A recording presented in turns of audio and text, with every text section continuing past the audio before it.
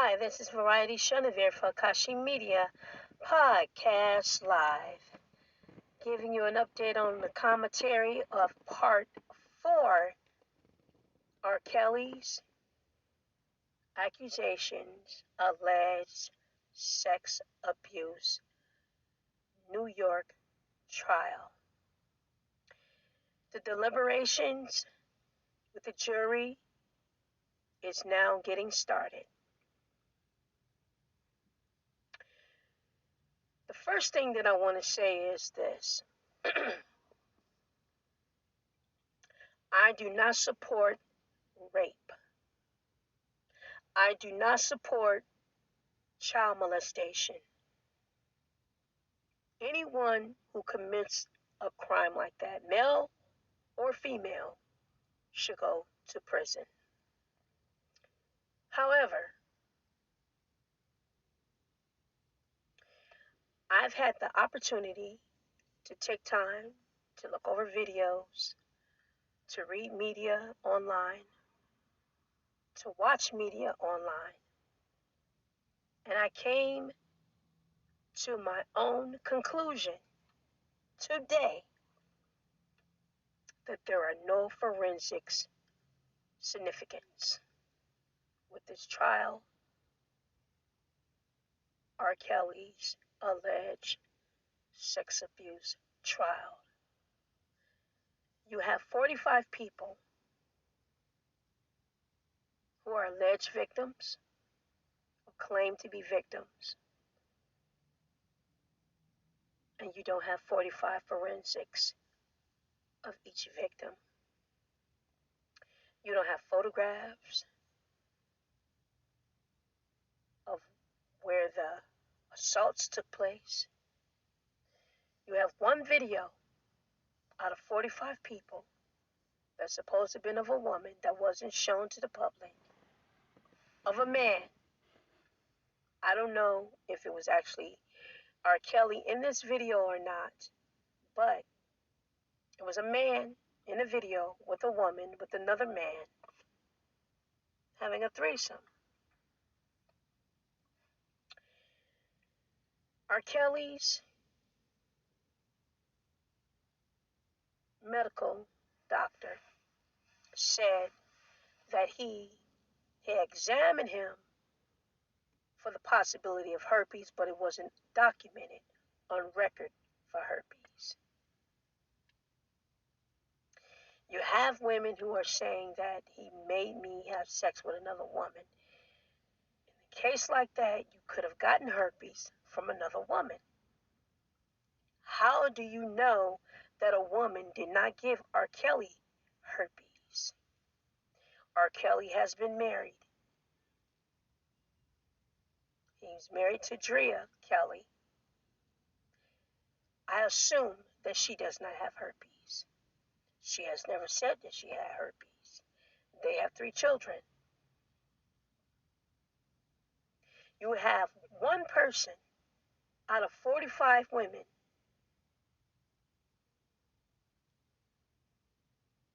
or 44 women, because it was one male that supposedly spoke that he supposedly had tried to be intimate with. So, you have 44 women who don't have herpes. You have one woman out of 45 victims who claim to have contracted herpes from R. Kelly. One victim.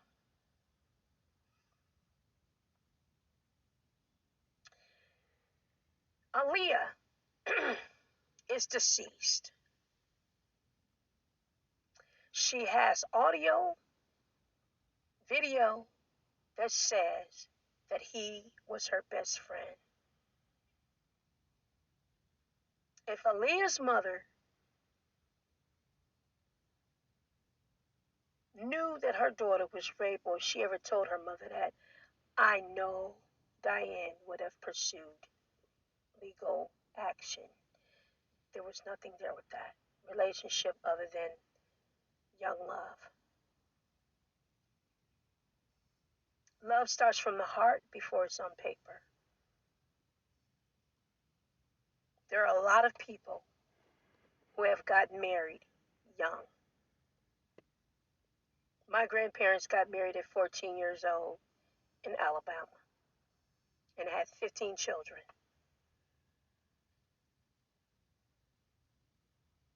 My grandmother approved her daughter at 16 years old to marry a 21-year-old,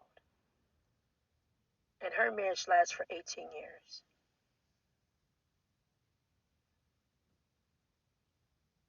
So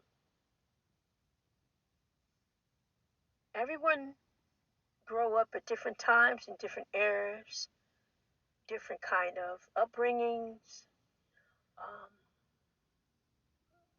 however they feel love or relationship should go. Everyone have an opportunity to make their own choices and decisions. Girl talk. I know for a fact that women talk about sexual relationships with men. Whether it was your man, your boyfriend, a fling, a summer fling, a one night stand, we talk about our sexual encounters. There is no way that 44 women went to R. Kelly's house and did not know something about him sexually. If he had herpes and he gave one woman herpes, everyone else would have known because you all in a home together. How could you have not told another woman he has herpes?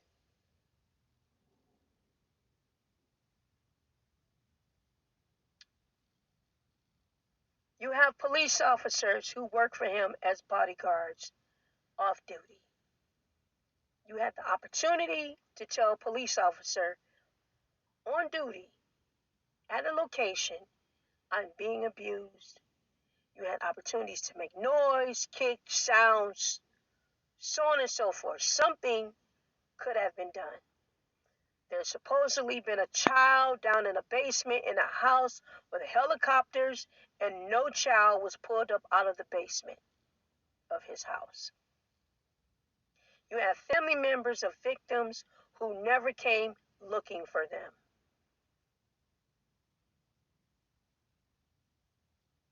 Kelly Price today has a post of missing in Georgia, and she's a celebrity.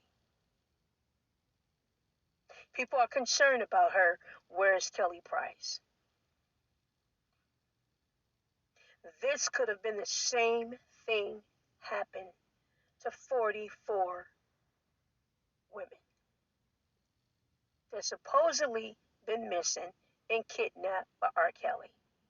You don't have any victims' family members filing police reports of a missing person. You have one man who was a minister who came to the home of R. Kelly's and stood outside and did a press conference. One person.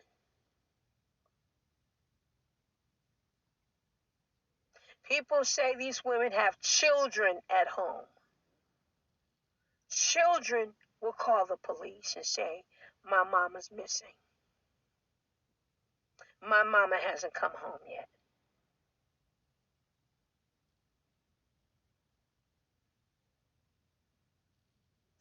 I know for a fact that there are women who have children that stay at a man's house and take their kids to other people's homes and leave them there so they can be with their man, so their life is not interrupted.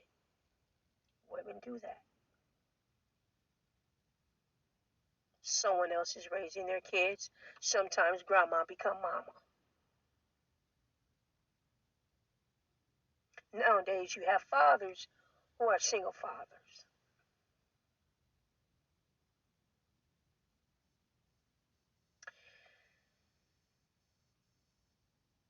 I saw the emotions of Robert with Gail King, and I believed him. I believe he was innocent. I grew up with Robert. He was one of my best friends growing up when he came back and forth from Chicago to Detroit. Robert and I have been in the same music class together. We went to the same high school. And I know him as a person. The Robert that I know is a very genuine guy. I've had my own apartment in Detroit. Robert has spent the night over my home. We have slept together on a sofa together. Robert has never tried to force sex on me. And he liked me more than a friend. Same thing with Floyd Mayweather Jr., Money Mayweather. I grew up with Floyd as well.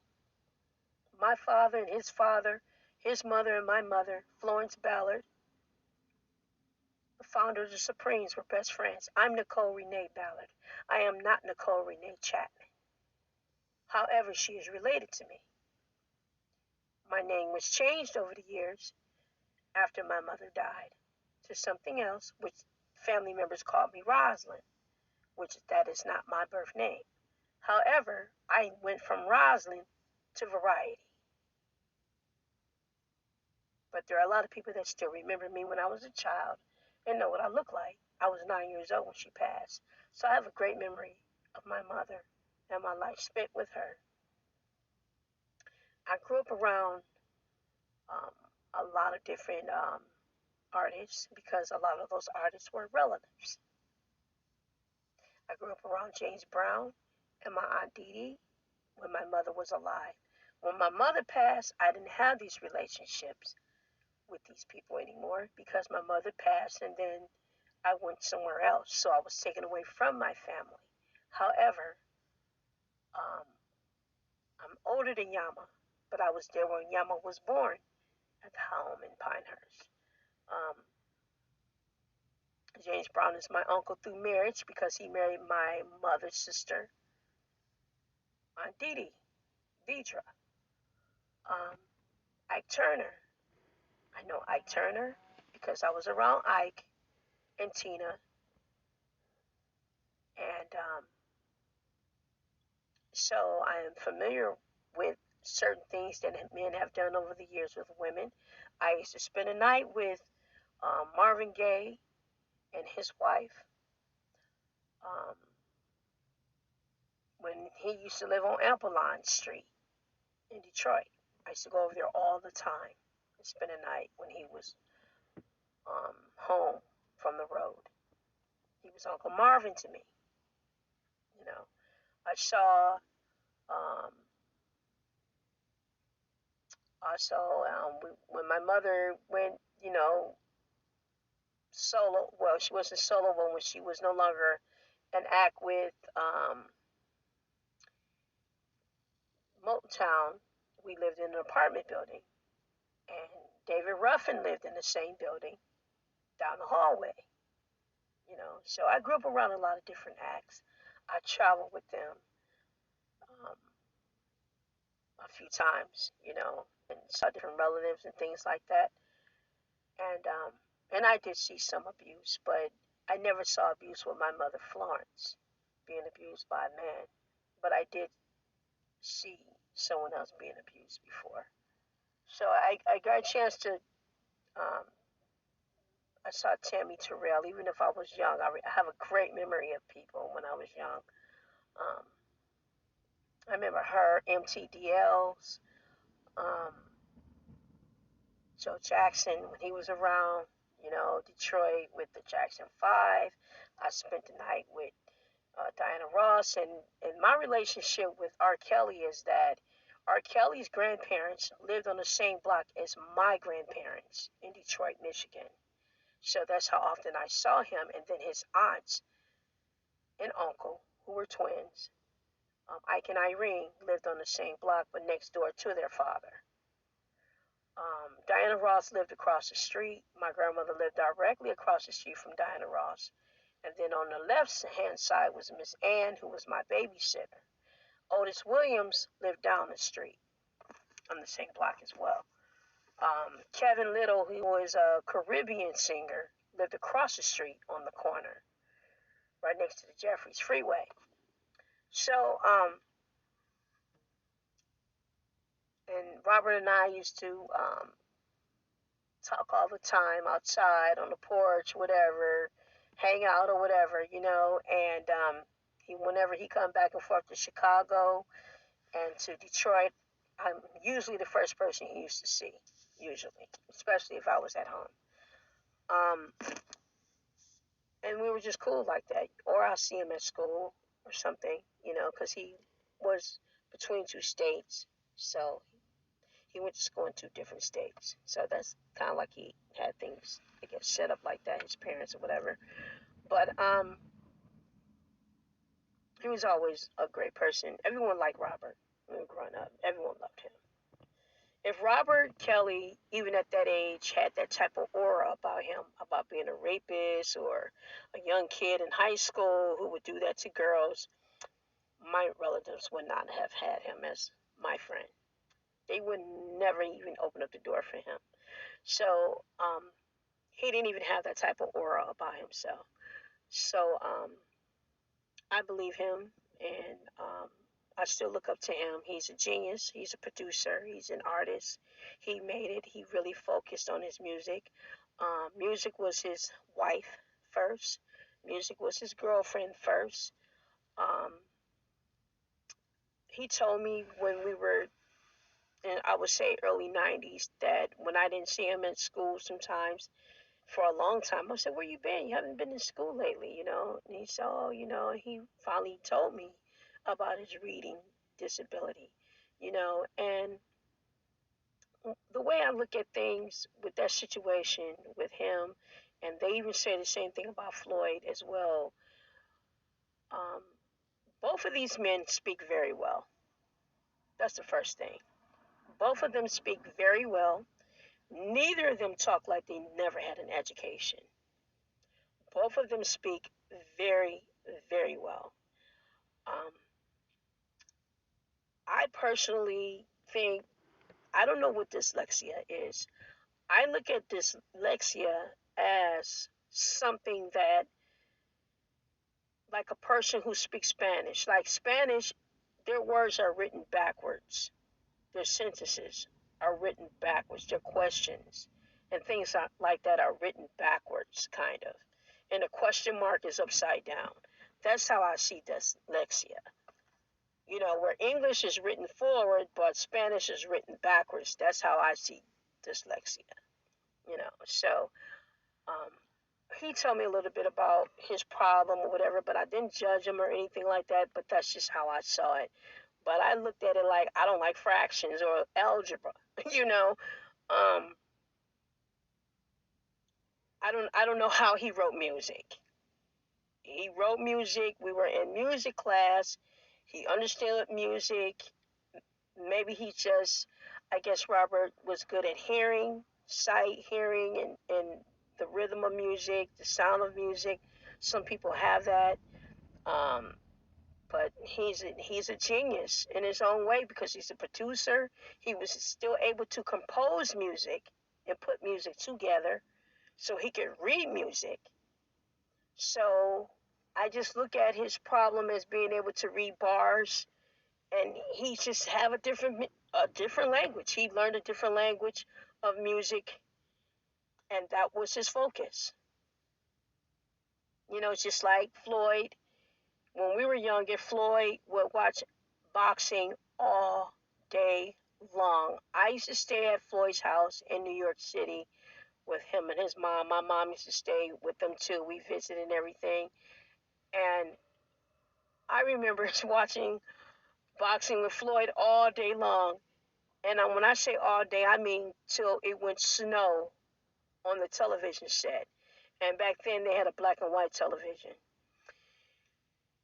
And I said to Floyd, even during commercial, I said, do you think maybe we can turn the channel like for a minute or so or whatever to see something else like Winnie the Pooh or Mickey Mouse Club? And that answer was absolutely not.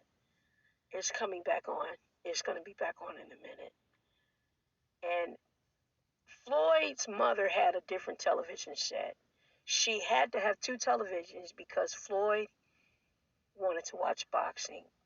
And there was nothing else going to be on television but boxing.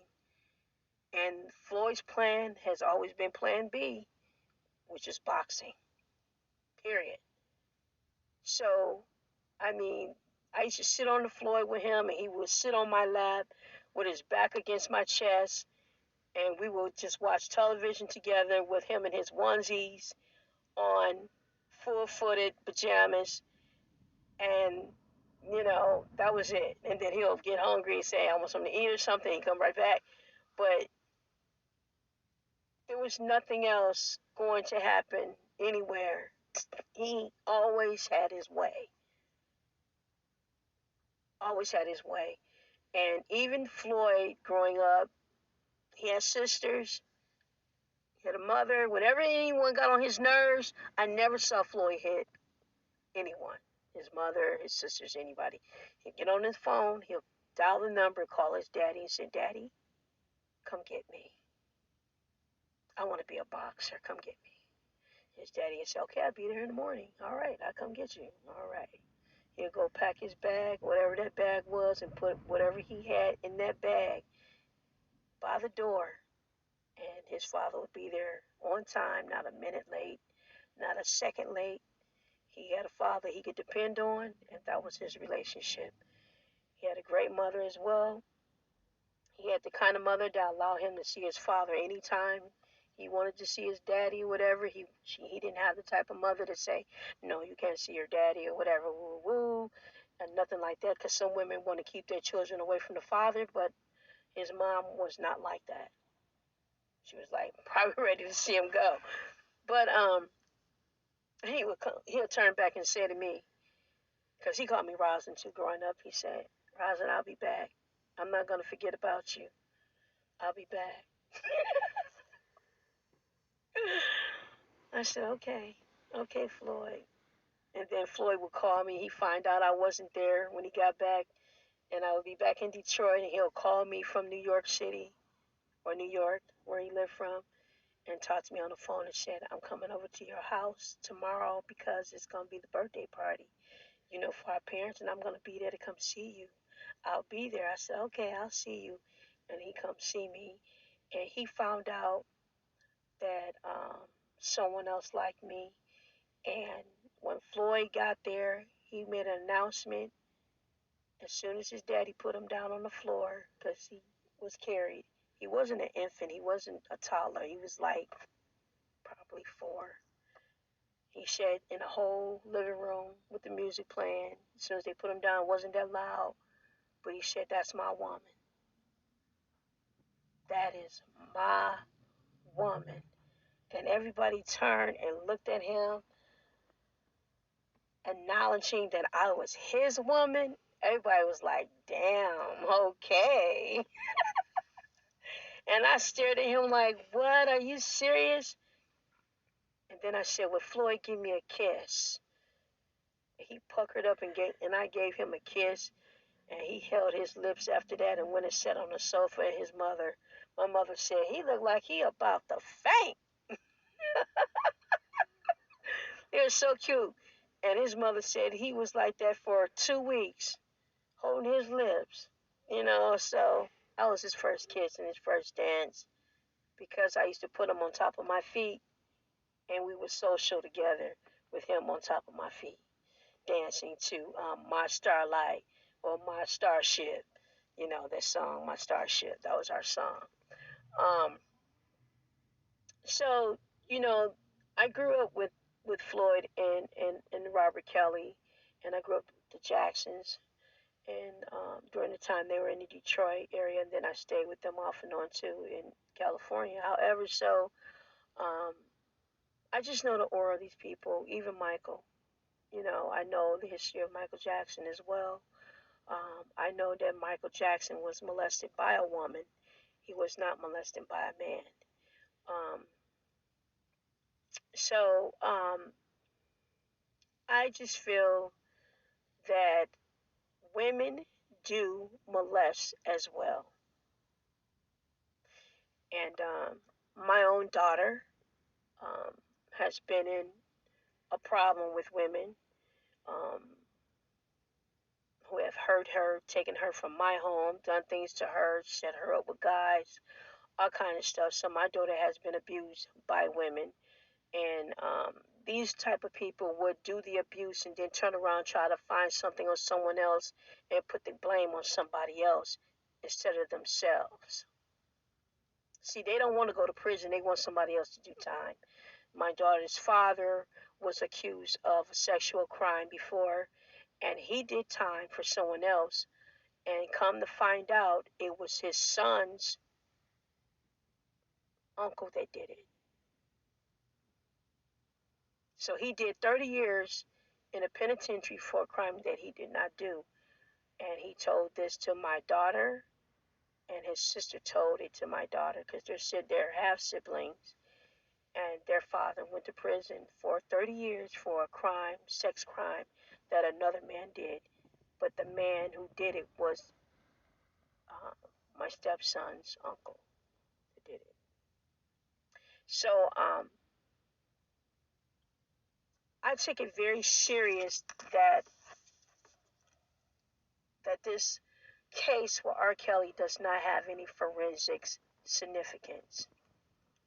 I support him because he's my close friend and I love him. I grew up with him. I know his aura. I know that his aura is not like that. I have not spent time with him over the years because once Drea came into the picture, I know Drea. I met her. Um, her cousin lived next door to me. And I remember when she was ready to go on tour with Robert, and she was excited about that. But um, I just feel that even with the situation with Drea, if Robert had married Aaliyah first, and they really wanted to focus a lot on Aaliyah in this trial, and I know that the jury is going to have the mindset that this is a deceased person who's been deceased for almost 20 years. Why are we talking about her? Her family is not here. Why are we bringing her up? Her mother has not tried to put charges against R. Kelly. Why are we bringing this up? I know that's what the jury is thinking. That's what I'm thinking. Why? You can easily go to some videos and see her saying he was my best friend. I really feel that if he did anything to Aaliyah, she would have said something. I believe that. This is my feeling.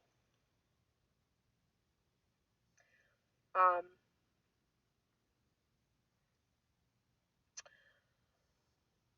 I feel that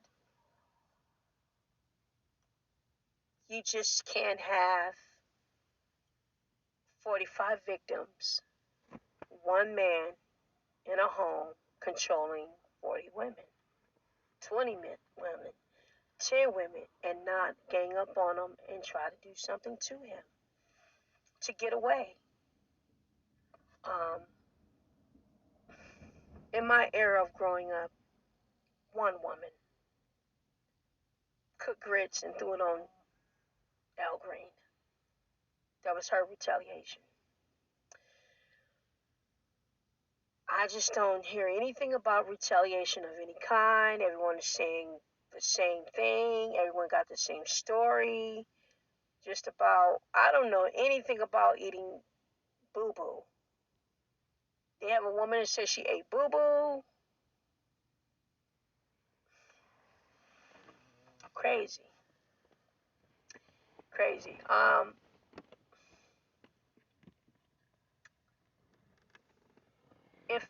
If women were inside his home,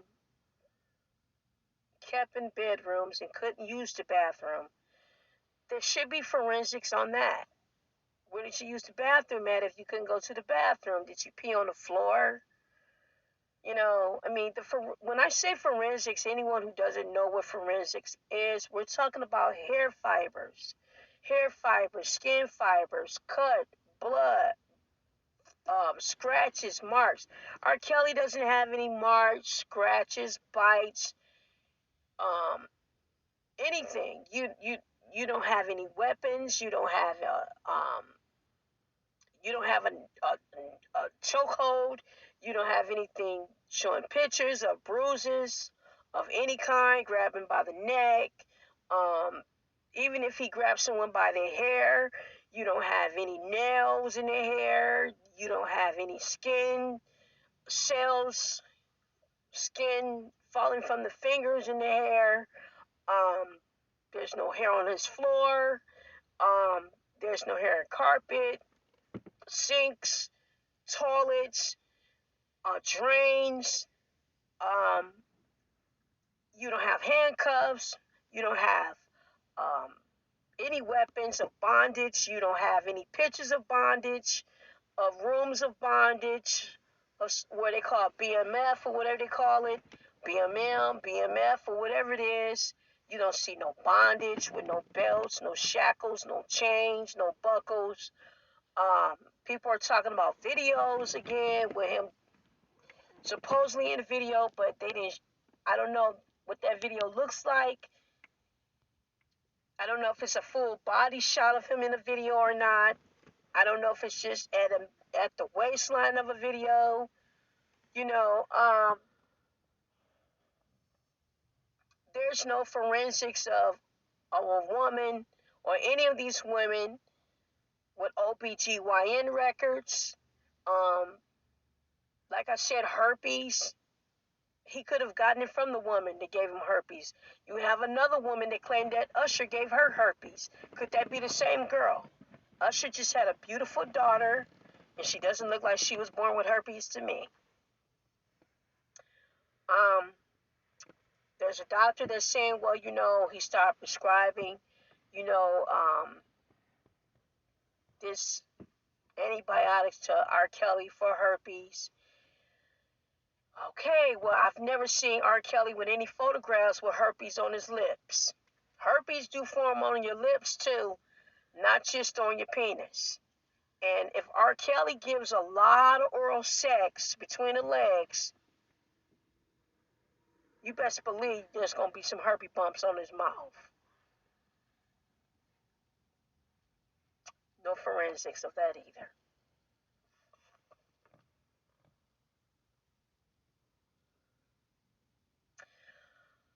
Um,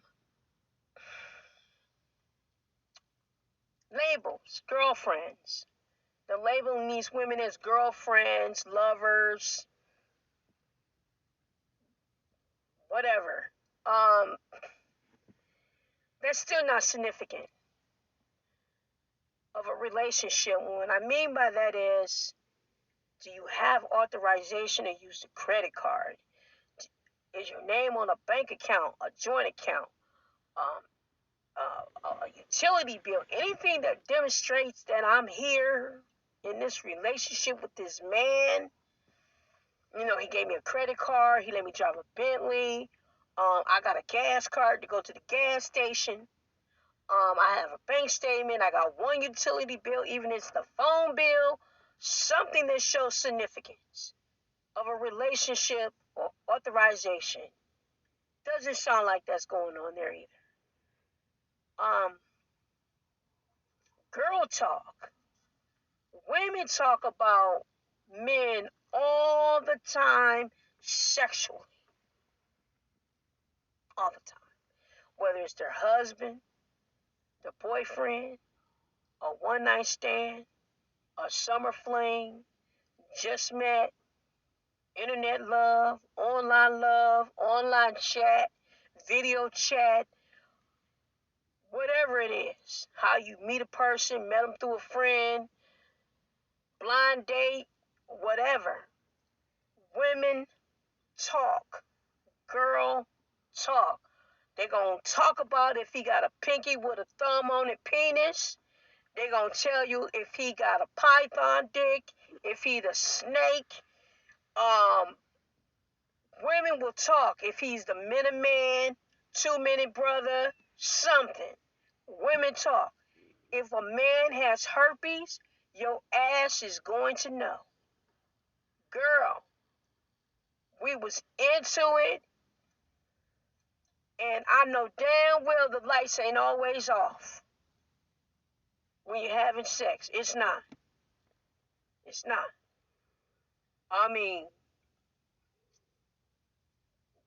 we have red light specials, blue lights, red lights, black lights, incense, candle lights, you name it.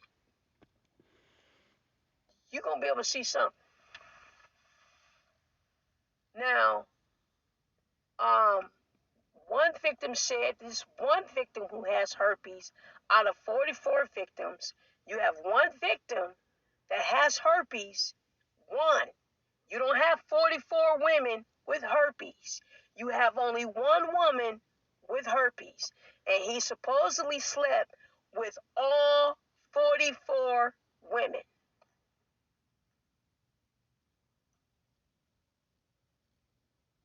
including his wife. And there's only one who has a record, supposedly, with herpes. I don't know how that's possible. Because they're sharing the same penis. Allegedly, he made two of them do each other, have sex with each other, and he's doing them at the same time. I don't understand how one woman has herpes, and if he's screwing two women at once, the other one don't got it. Don't make no damn sense. Oral sex. You got the same penis going in your mouth if you're sharing the same penis. You still got one woman who got herpes, and she only got it in the vagina area. She ain't saying nothing about her mouth and her lips. Herpes break out in the tongue area. It breaks out into the cheeks of the mouth. It breaks out on the lips. Herpes get in your eyes. Herpes get in a lot of different places. Not just your genitals. It travels. They say they have some type of medicine to control it, whatever. There are people who have sex that do it when I guess their lesions are not up. I don't know. I don't know anyone with herpes or ever had it. And I'm 53 years old, and I thank God that I've always had a clean bill of health. I myself use condoms. And when I didn't trust my own damn husband, he gonna put a damn condom on too. Because if I get a vibe, and I say, no, I ain't feeling this. Yeah, put that condom on. Because I do that with my own damn spouse. Put it on. Because I got a feeling, and I'm always right. And yes, he did have a mistress. But anyway,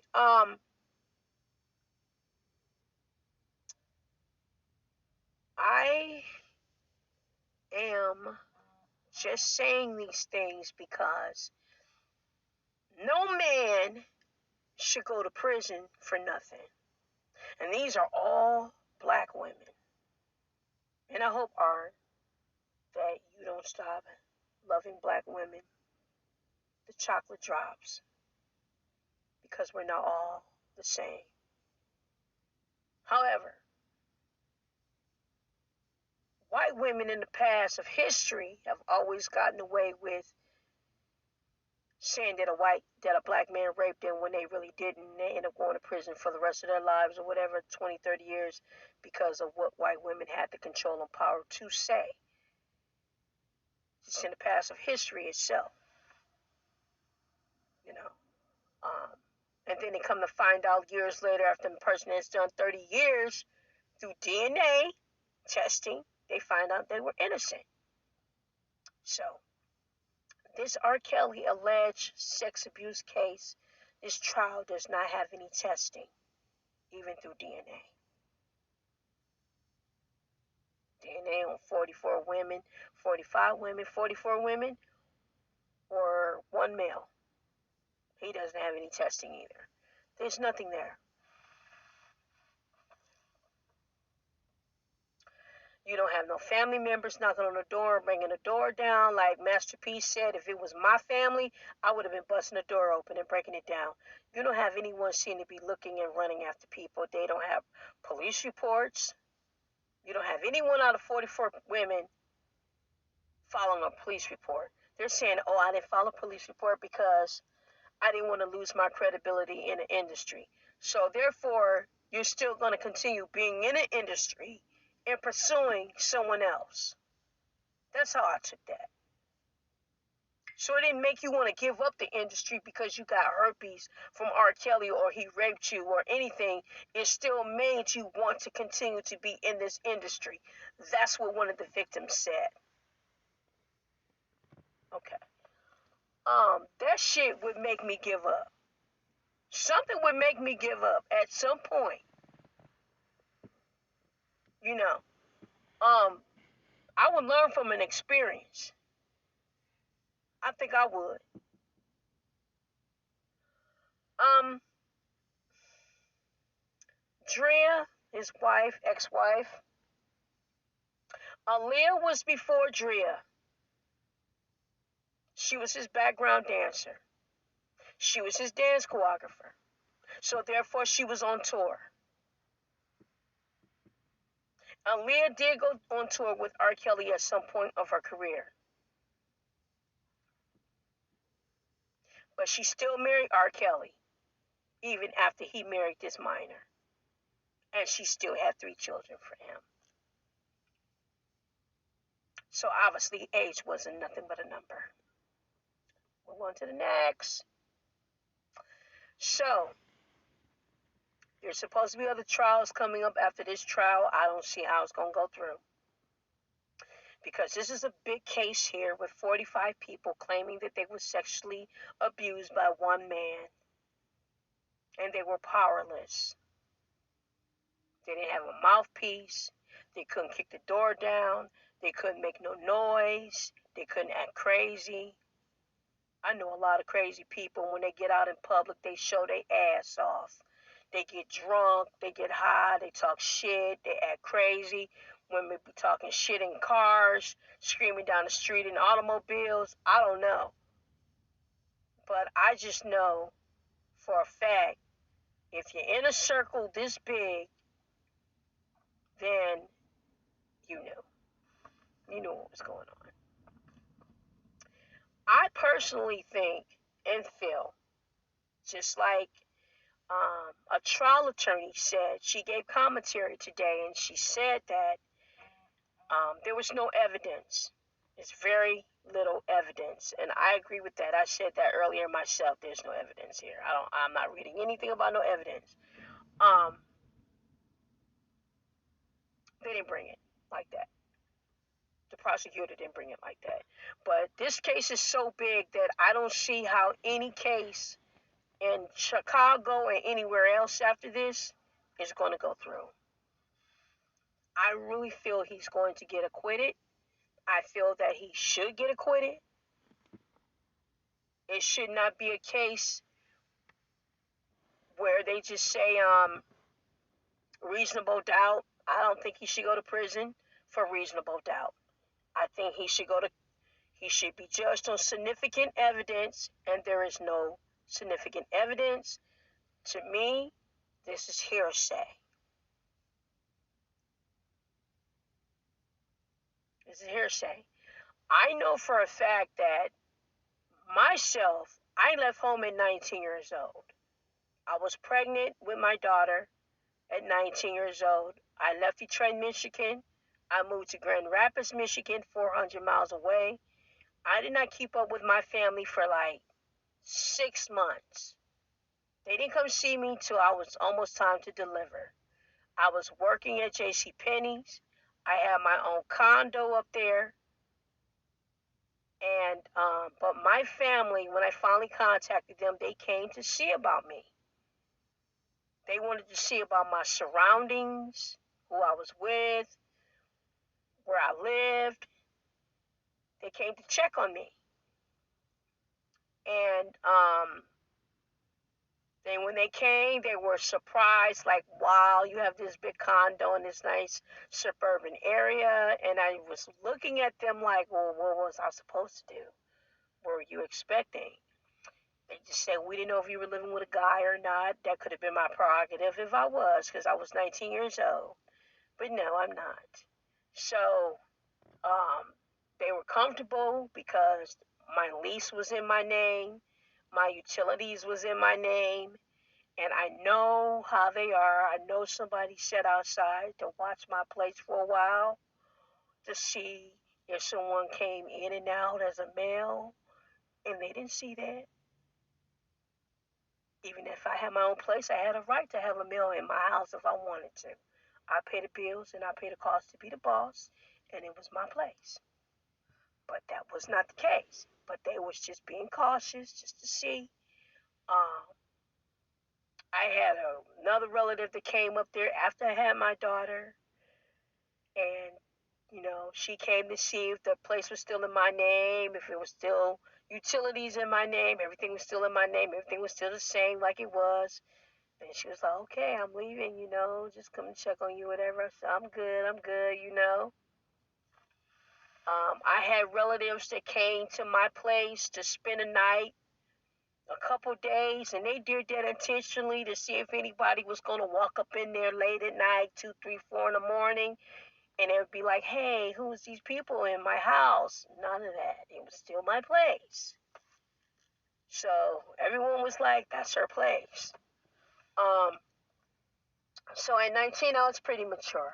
And the reason why I was pretty mature at that age is because my father, my uncle, always told me, you're going to be on your own. You're going to have to take care of yourself. My mother, Flo Bella, was never like that. She was like, I'm the mother. I'm supposed to take care of you. She never said any of those things, you're going to be on your own. But my father did. And I mean, when I say that, my father prepared me in kindergarten to be on my own, literally. And when I say that, I had my own key made. They put the key around my neck. I had to walk home from school. My dad would have tuna fish and Wonder Bread and Tang waiting on the table. Make your own sandwich. It's just like a little appetizer, but we're going to go to grandma's house for dinner. That's how my father was every day. It was either that or peanut butter. It was something simple, or egg salad, where I can make my own sandwich, and then we'll go to grandma's house and eat the real dinner, greens and everything, cornbread and black eyed peas and all that other stuff. But that's how my father had it set up. Um, he had it set up with the iron clothes, but after I started having the iron too hot and burning up my clothes, then he stopped putting the iron out. But literally, my father prepared me to be on my own. And that meant to open up the door on my own, let myself in, even in kindergarten. Lock the door. The landlord lives upstairs. Don't open the door for anyone, is what I was taught. And I mean literally. And I don't care who it is, because we had an aunt that was a social worker, and she would come bang on that door, bang on our door, bang on our door, and I would not open up that door for her. She can yell, scream, all she wants. That door is not going to open, and I did not open it. So, these are just things that prepared me for womanhood, you know, and basically that's it. My sister was pretty mature too, as well, on her own. But anyway, in any case, all I can say is that I feel like what was said today about R. Kelly's trial was that there are people who need to live off of him, who want money, who want to write books and do a lot of things. This is what the defense team was saying about him. I felt that too, in some kind of way. Record labels, to me, do not have the intention on um, really want to pay their artists long term. I mean, they can buy their masters, get their masters in the beginning, and if you don't know about contracts, a lot of these things can just change along the way. You just be paid as an artist per song. Um, depends on the producer how they set things up as well. Sometimes they have contracts where you are just creating work for hire. That's not good if you do, because then they can take it, they'll own it, and then they'll transfer it to another company, so on and so forth. But I will say this, I do see some elements here that were the same as Michael Jackson. Talking about molesting minors, for one. Michael Jackson was never accused of molesting any girls, but boys. You got one boy in this trial, one guy in this trial that's saying something happened with him and R. Kelly supposedly as a teenager. I don't see R. Kelly being bisexual at all whatsoever. Not at all. Not even when we're growing up. Then he don't have that vibe. He don't have that bent. He don't have that. I'll be shocked if he was. I'll be totally shocked. I mean, there are men who really look real masculine and they are real strong with it that are, but I just don't see that bent in him. I don't see that bent in him. And then he eating too much pussy to be bent. So that's just how I look at it.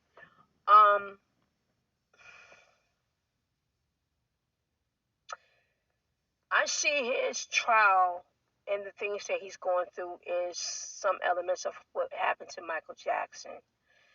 And he is or was with RCA, which is a label that's under Sony Music or part of Sony Music, from my understanding. And from my understanding, he used to have his own label as well. So I don't know how they worked all of that out, how this contract was set up. However, I used to work at a record label as well. But I will say this, Michael Jackson, I'm going to speak on him real quick while I'm on this subject, because the elements of R. Kelly and Michael Jackson is kind of like parallel. It's kind of like going in this direction. And like this trial attorney said, the defense said as well that people are after money and they just don't have money. They want to live off of Robert. And they've been living off of Robert ever since she said that they did this Surviving R. Kelly video, documentary, whatever. And the one thing about Michael Jackson is that I know that in 1987, during the album of Bad, right after Thriller, Michael Jackson signed a 30-year deal with Sony Music. That 30-year deal was up in 2009. Sony Music dissolved Sony Music articles April 2009, which is, no, they dissolved Sony Music articles February of 2009. And Michael Jackson began rehearsals for This Is It tour April 2009. Michael Jackson was not getting paid any money. He was not paying his dancers. He was not paying his bodyguards. He was not receiving any money. He was supposed to have been getting money. People said he was getting money. People said that they were getting checks or whatever. And he was supposed to do a 50 tour deal, maybe for 50 million or something. I'm not sure. Something like that. But this is it, as far as I'm concerned, of discovering and finding out through a source it was never going to happen, because Sony Music did not want it to happen. Why? It's because Sony Music Holdings surrendered Sony Music articles February 2009, 2 months prior to Michael Jackson making a comeback. He died June 2009, which means that when he signed a billion-dollar deal 30 years prior, he owned Sony Music as 50% stakes. And I feel that they did not want to pay him his money. So they created all this controversy so they wouldn't pay him his money. So whatever he did have and accumulated and saved for himself, they wanted to milk him dry with trials and accusations and ruin his reputation, is what I believe. And if anyone thinks that this is not real, then you can Google the state of California corporation articles. Type in business search Sony Music and you will find out that Sony Music in 2009 surrendered their holdings. February 2009, same year of This Is It. They were not a label at that time.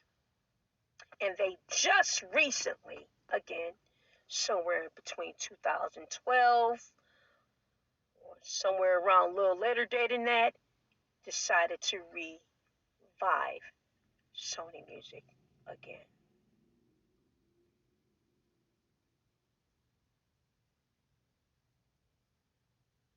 So any artist, including R. Kelly, or any artist who's going through any battles with any label, check the articles and see if they are alive as a corporation.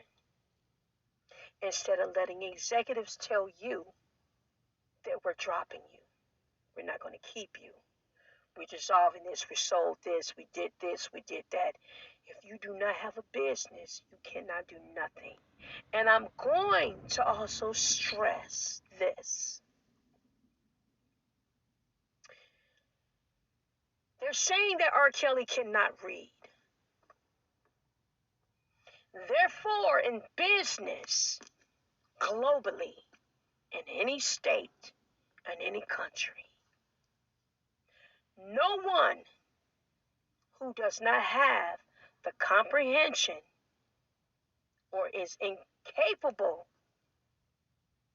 of reading with any kind of disability of that sort does not have a valid contract because they can't read it.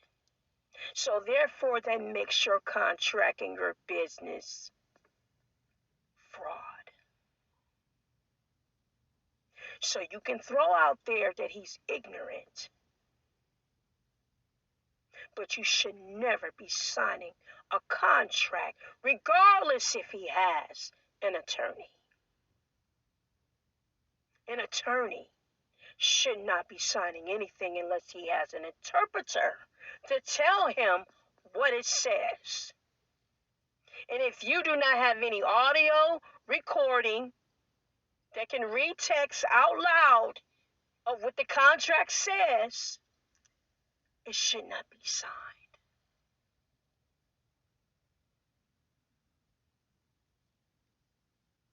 Regardless. I don't care who you are, what you do at a label, your position, how long you've been there, so on and so forth. VP, Vice President, Artist Relations, don't matter. It's against the law, even in the state of California. And Sony Music has been located in the state of California in Santa Monica, and they dissolved that area and moved to New York or kept their New York location open,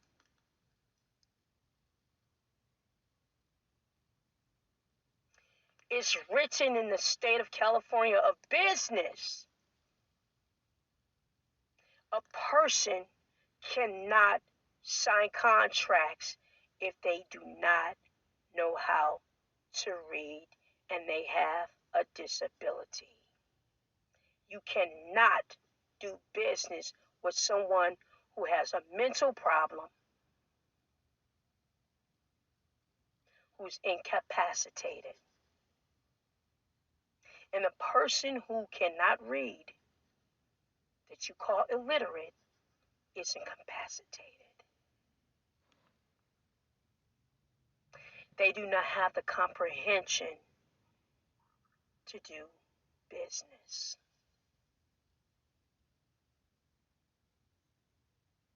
Sports athletes, anyone else, but people have gotten away with it for years as agents because they wanted to get paid and pay themselves. And they figure, oh, he's ignorant. She's ignorant. They'll just sign them anyway. Because their job is to make money, so is theirs. However, there are people that can talk to them about what they should do, which is have an advisor.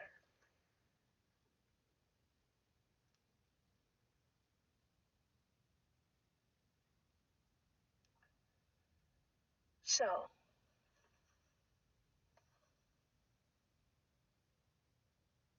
those artists who might have had their publishings taken from them or the masters taken from them, if you don't understand the business concepts of business of contracts, your lawyer doesn't explain it to you, your manager doesn't explain it to you,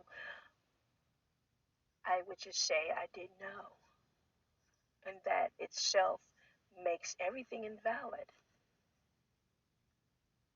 I don't see how they can maintain power when they know you're not supposed to be signing something if you don't know. You're supposed to make communication effective in other formats, such as scan this contract on into the computer and put on speech text so it can say over the speaker what this contract is by audio, and it can be recorded. Or you can have someone read it out loud, braille, phone, telephonic. There's ways to have telephonic for it to come through your telephone and pick it up and it'll ring and say, this is going to be doing something. That can be done too. So there are options if you really want to use them. So don't always use illiteracy as a scapegoat in business. Maybe your downfall.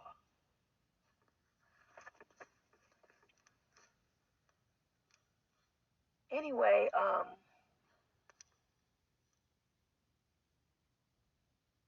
anyone can have the opportunity to learn and go back to school and read and not continue to have a disability and go back and learn Hilton phonics, have a special ed teacher who particularly teaches people with dyslexia. We're no different than anyone who speaks another language.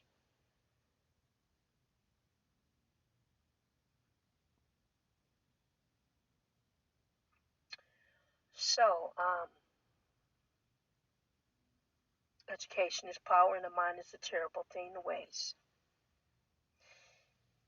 And if Robert, for some reason, is convicted, I hope that he goes to every library there is and use every source he has to get educated if incarcerated, because he can make that change. Because prisons do have libraries, and they can be taught how to read there and get degrees. It's done all the time. And I'm hoping that he's acquitted only because there's no evidence.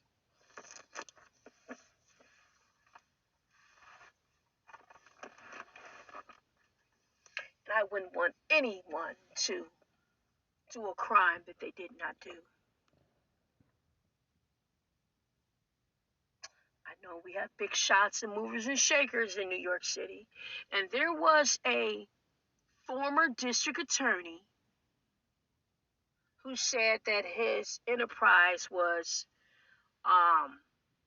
or his actions was done like the mafia. Well, the mafia ran New York, Chicago, Las Vegas, Detroit, and maybe Philly.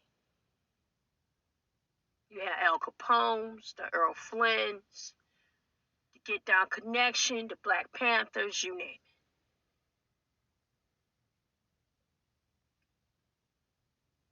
So, what can I say? He's from both cities. But you know what? The KKK killed a lot of black people, but they asses ain't doing no time. But they should be.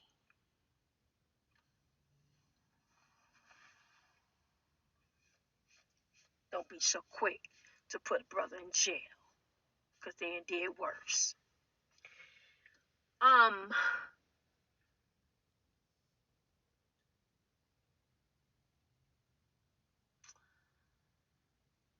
I just feel that even Robert's situation with his enterprise, someone formed those articles. I mean, we're talking about an illiterate brother here. My God. This illiterate man that you all say, the accusers, whomever it is, that say he's illiterate, formed a corporation. A man who cannot read formed articles of incorporation. Really? Mm-hmm. Yeah, right. Sure he did. Mm-mm. I don't think so. Unless he just went online or something and just heard some speech books or something, or some audio books to learn how to form a corporation. Maybe he did that. But when you talk about illiteracy, you have a lot of stop signs.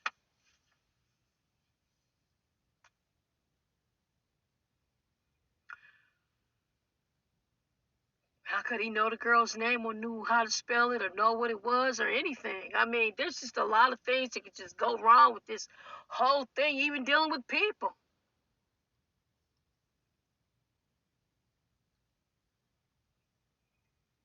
I don't know. I mean, staying in a room. You know, I grew up with old-fashioned people, and when they had company, a person come in your home and they stand at the door and they wait until you invite them into another room. You just don't walk around all over a person's house. This is in every relative that I know. They wait at the door and then they say, have a seat, or come into the living room, or the dining room, or the kitchen, or the den. You just don't follow them through the house. So not being able to walk around his house, that's respect and that's rules that I grew up with. That's not uncommon. So I guess the rest of the world and all these people and and anchors and reporters just find that to just be in awe. Like, oh my God, you couldn't walk around his house? Hell no. You had people breaking into his house when he was on tour. They stole everything out of his home. He didn't have anything in there. As far as I'm concerned, you stole equipment for recording and audio. You could have just made up the video. Used his equipment and filmed it yourself. As far as I'm concerned. It was never recovered. Who plotted that?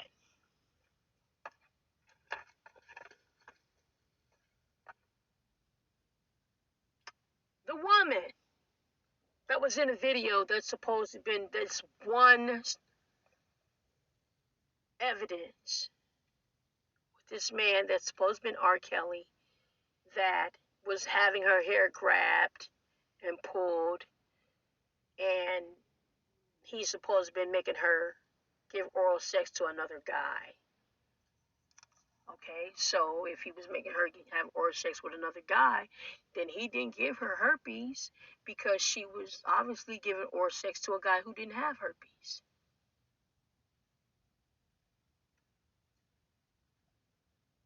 Some of this dealing with adults, I'm just telling you that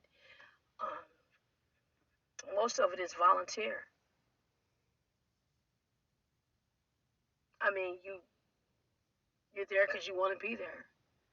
People are saying, I still wanted to be in the circle and I didn't want to mess up the opportunity and be blacklisted. You fucking worried about being blacklisted after being raped by somebody? Who gives a fuck? Tell the shit earlier. You're gonna wait 30 fucking years later, do some shit that they did to Bill Cosby later on and decide to fucking wait? The hell is going on up in here?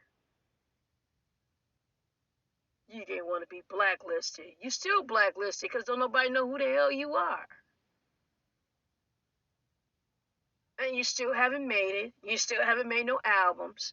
You still are not an actress. You still haven't gotten where you want with your career. You are blacklisted. Nobody knows you. So I guess all these nobodies got together and said, we came to this one guy because nobody else wanted us. He's doing your fucking favor. He didn't have to do it. And usually record labels pay producers to produce people. So the record labels are responsible for him being with any of these women if it was his job to promote them or produce them. They were the ones who sent these people to him. Because that's what they do.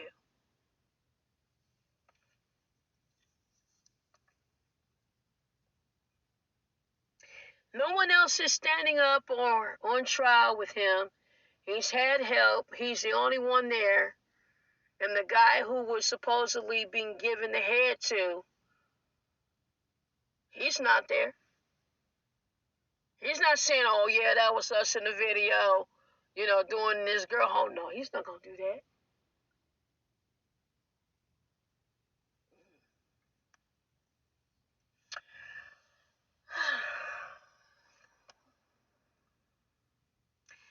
I think this trial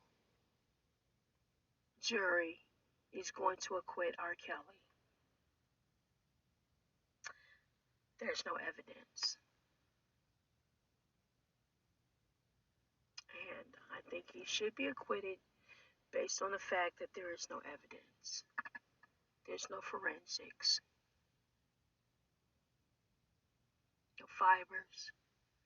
No hair in a drain, carpet, car seats, tour bus, no spit, no shit,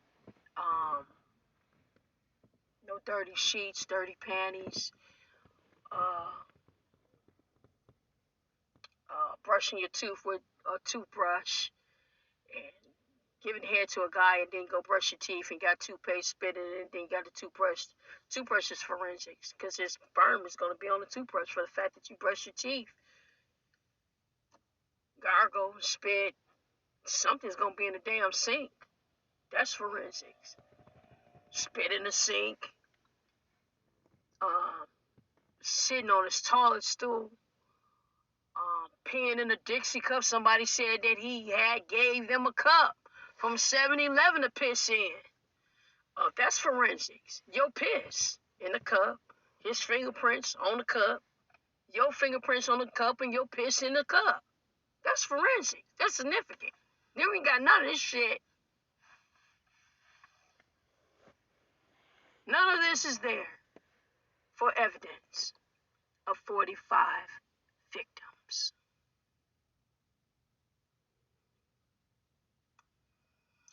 One woman out of 44 women that got herpes. And you have a playboy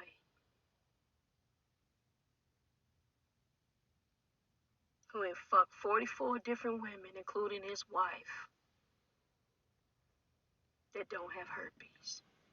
And you don't have 44 people saying, he gave me herpes. You have women that's saying that they had same-sex relationships. Well, how do you know that one of those women didn't do a strap-on dildo and fuck each other with it and had herpes and put herpes on a dildo and went up in her and got herpes? How do you not know that? Where's the dildo strap on? Nobody is bringing even a dick to the damn courthouse. Why the fuck are these people there?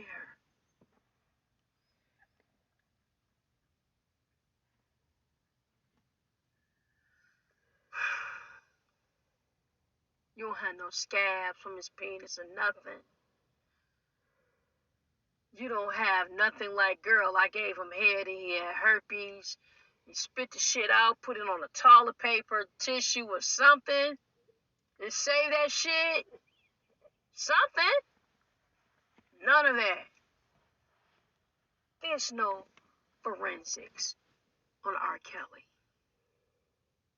This is allegations, accusations, and all talk. And this case should be dismissed and never tried again elsewhere. This should be it.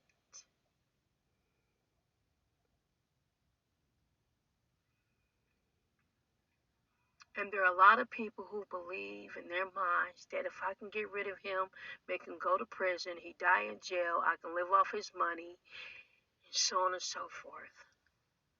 These goddamn labels don't give a damn about you. They don't give a damn how many kids you had. It's about them. Because if they cared about you, they would have made sure that he wasn't dismissed or they let go of him or however they wanted to handle it. They don't give a damn about your ass being on Skid Row.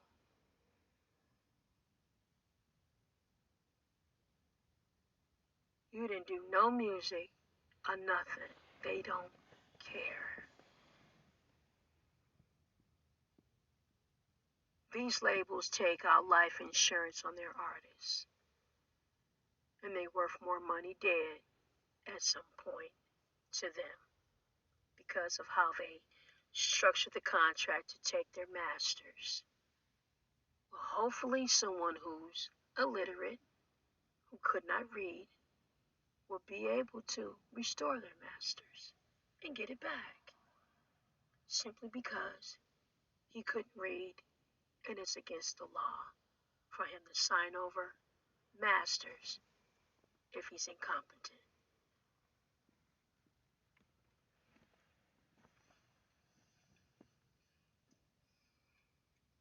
Especially if you're a label who surrendered your holdings, then the label was already deceased itself, and there wasn't a business for them to do any of that.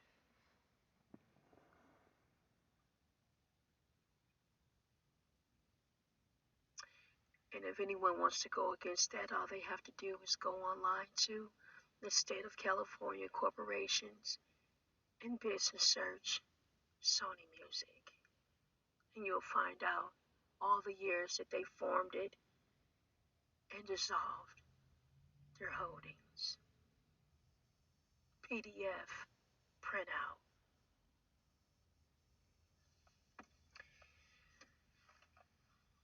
Have to be very specific with people so they don't think that you're making up shit. It's public.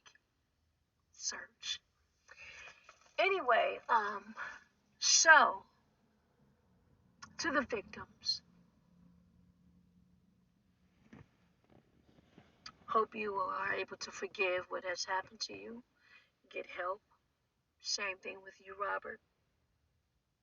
Have a heart to be forgiving to others for the wrong you have done to them in this lifetime and past lifetimes. And the same with these victims. And hopefully, you guys are not going to be looking to anyone else like Mayweather, because I saw Mayweather's name popping up in there as well. And y'all not too damn far off. Because he got strip club. He has a lot of women too. But he's smart.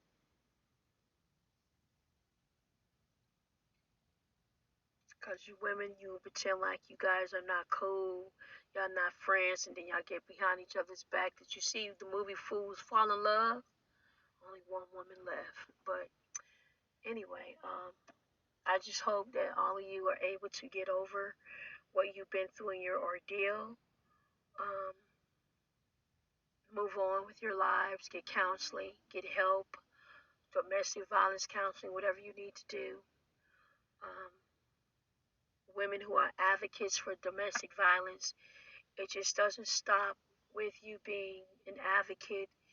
Your children, if you have children, need to see that the strong woman anthem. You have to be able to say, look, new career, more education, and be able to stand on your own with or without a man. Whether you have a daughter or a son, they need to see how you're going to come out of this as a woman, as a mother. And you must demonstrate to your children that I can move on and move forward and not continue to be a victim, because even as an advocate and talking about it and getting on the news, it's not going to make your world a better place if you're still seeking financial support from your abuser. You're not getting over it. You're not getting over it. You're still a victim because you're still calling and trying to get money out of a person that abused you. And they still have power. Not only they have power, but these labels have power as well. Because his money comes from these labels. And if a person is incarcerated, they by law do not pay child support. But by law, they can receive income. But by law, they do not have to take their income and pay you. So those of you who are seeking damages, so on and so forth, some point by law, he would not have to pay you.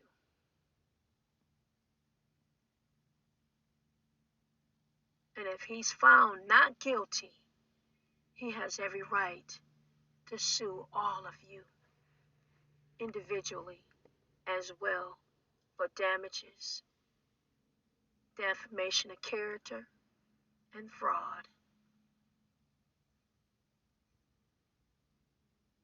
So, if R. Kelly is found not guilty and he's acquitted, get y'all money ready, because he has a right to seek damages on you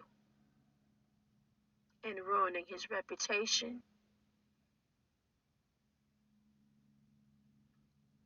and accusing him of doing something that he did not get convicted for. So don't look at it as one train going in one direction, because it definitely can be a boomerang.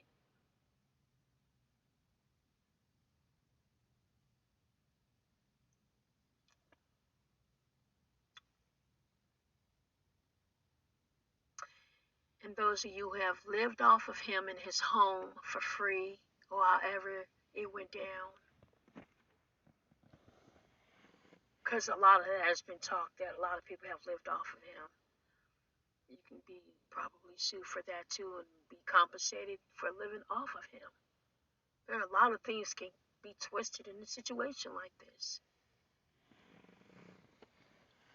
And people who really believe in God, Abraham, the Father in heaven, the creator of all life, the living God, Abraham, the Father in heaven, the first and the last. There's no one before him or after him. And he's the only thing that's greater than yourself. He would definitely make your enemies fall on every side of you down.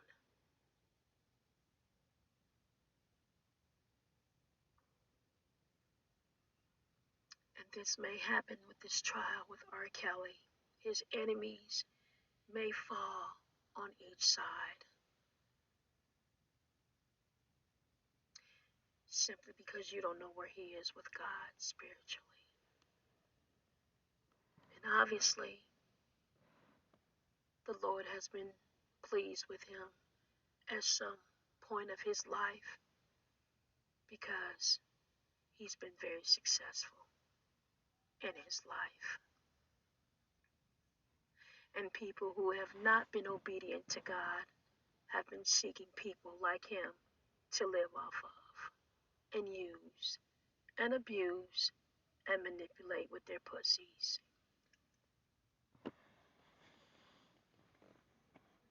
Now, any woman who thinks she's fine as fuck and you use your looks to get what you want, you should have everything that you want. If your looks get you to where you want to be, you should not be in need if you're that fine.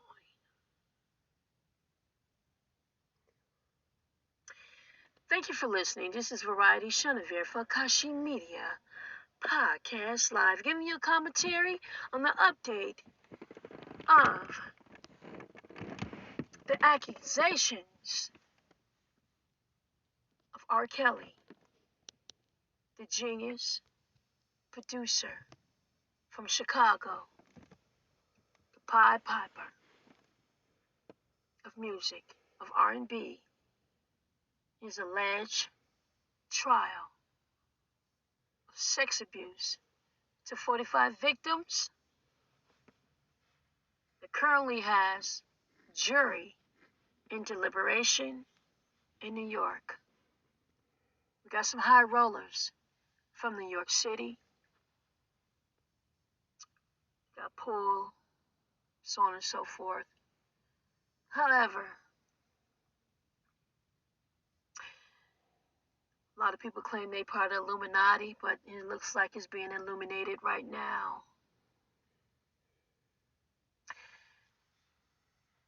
A genius, a man, producer, who also produced the greatest entertainer that ever lived, Michael Jackson, who's also where Michael Jackson was of being accused of sex abuse. Michael Jackson was acquitted of all his trials as well. And time is near to see if R. Kelly was well be acquitted.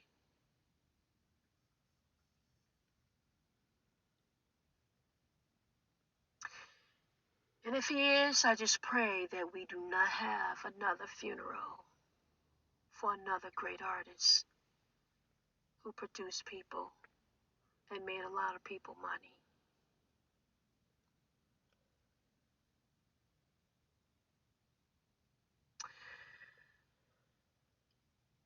Time will tell. But God, I feel, is on his side right now.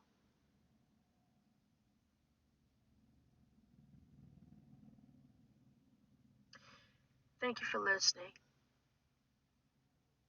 To the fans of R. Kelly, thank you for listening. To the podcasters globally, not just myself, thank you for also doing your commentaries. We all are also fans, and some of us are not. But the right thing is just that stop thinking, live, listen. People realize that you know what's going on, you know what you're getting into. If a man is a sex offender, why the hell are you at his house? You didn't have to go there. You could have found somebody else to date, to deal with, anything.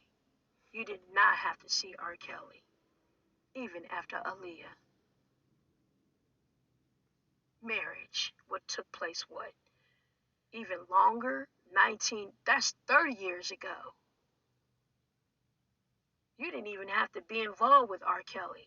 But still, people went on ahead and married him anyway. And had kids. Anyway,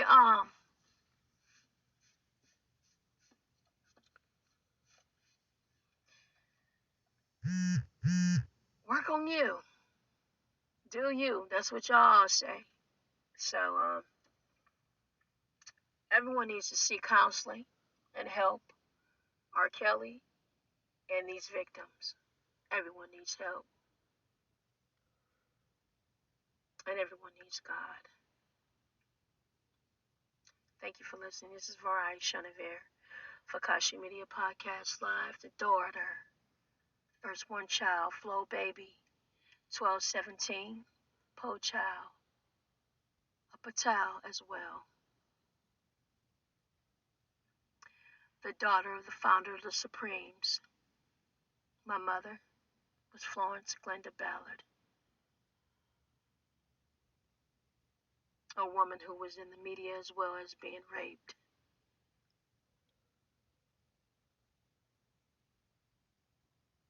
And she was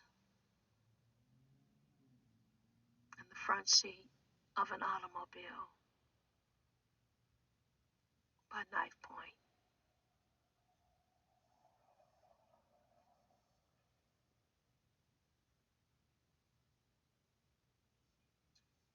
But she still was able to become a mother and be a mother.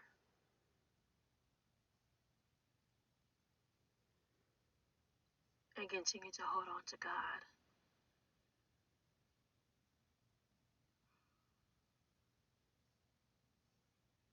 Thank you for listening. Till next time.